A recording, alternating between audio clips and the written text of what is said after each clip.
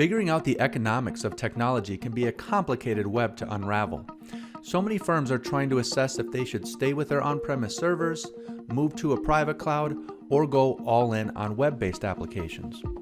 What route is going to save money is often difficult to figure out, and many are misled.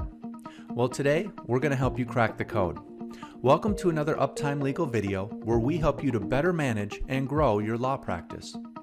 Today, I'm going to show you how to fill out your cost calculator. First, if you have not already, you can download the tool from uptimepractice.com/calculator. Once complete, locate and open the file. If you have a tab at the top that says Enable Editing, make sure to click on that. By default, this calculator is configured for a standard 15-person law firm. Update the user count here to reflect how many people are actually in your firm. For this example, let's say your firm's a little smaller and has a total of 7 people. So I will enter 7 here. This will auto-populate most of the calculator for your firm based on the average cost that can be tallied by the number of people. Notice fields in blue can and should be updated to reflect precise costs. We want to work each section individually, starting with the on-premise column, then private cloud, then web applications if you're considering that route. We have the upfront cost section, monthly, and then a few miscellaneous categories below. So let's go back to the top and start with the upfront section, and we're going to consider the on-premise route first. Now the first line item here is the server cost. You might have this itemized on a quote that you already have in hand. If your actual server cost is $4,500, just type in $4,500 to override this box here. Now notice this updates the grand total at the bottom. Next, let's put in the cost of our backup system. Let's say it's $1,500. And then we'll say the UPS battery backup is $1,250. Maybe the server licensing is the same. And lastly, your labor cost for implementation is $4,500. We now have a new grand total here. Keep in mind, for this upfront section, you might not have everything itemized.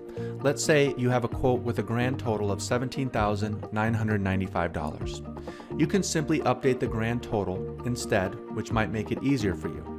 This will ignore the formula above, but it will still update your grand total at the bottom, which I will show you later. Next, if you have a migration quote from your private cloud hosting vendor, enter it here. Let's just say it's $3,400 and some change. If you are considering leaving your traditional legal software and going to all web applications, make sure you get the consulting fee to migrate, implement, and train your staff on the new software, and then enter it here. Let's just say it's $5,500. Now that we've done the upfront category, let's move down to the monthly cost. We will again start with the on-premise column. Now these first 3 rows indicate fees that are traditionally billed by your IT firm.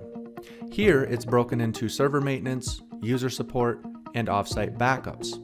If you don't have these things itemized, but you know that they're included and you're paying an all-inclusive fee of $800 a month, just delete these numbers and put in $800. Next, you have to consider the cost for things like GoToMyPC, which is pretty popular today with so many people working from home.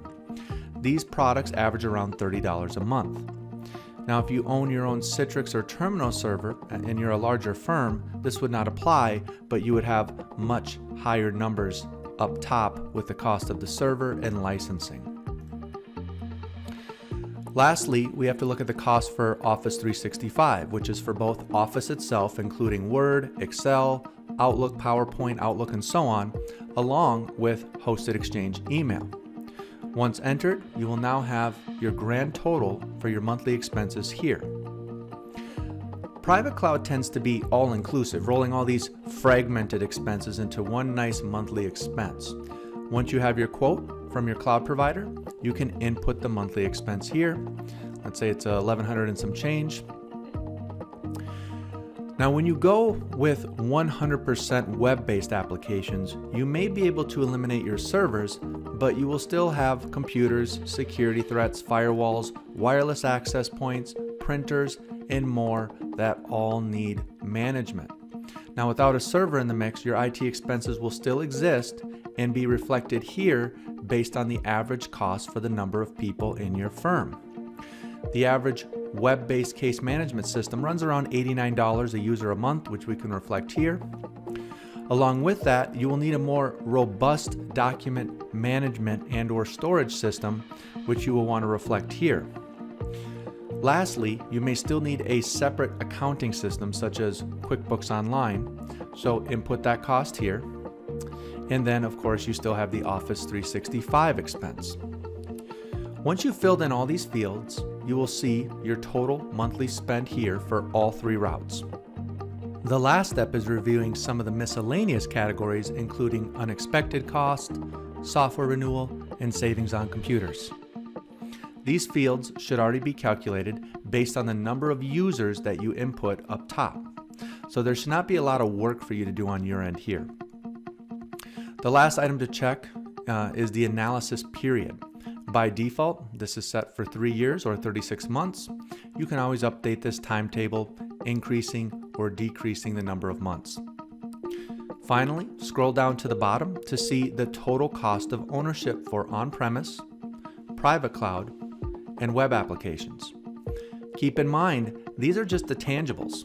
There are intangible factors listed here such as mobility, security, reliability, scalability, centralization, support. Now, these items have lots of value, but it's hard to quantify them on paper dollar-wise. Remember, if you need help, give us a call or fill out a form on our website, and we would love to assist you. Thank you for joining me.